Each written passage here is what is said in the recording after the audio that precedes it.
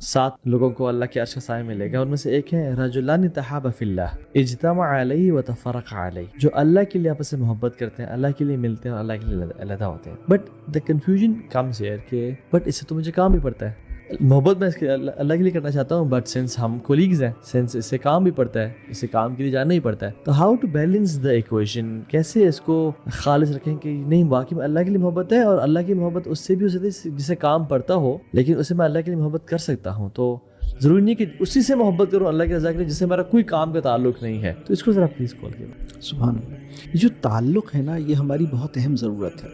اگر ہمارا تعلق، اگر ہمیں ڈیپ ریلیشن شپ نصیب نہ ہو، خاص طور پہ اپنی فیملی کے اندر، فیملی کے لوگوں سے، تو ہم ایک نفسیاتی صحت پہ کھڑا رہنا ہمارے لیے آسان بات نہیں ہوتی. اور بیوی کے ساتھ، والدین کے ساتھ، بچوں کے ساتھ، بچوں کا اپنے والدین کے ساتھ ایک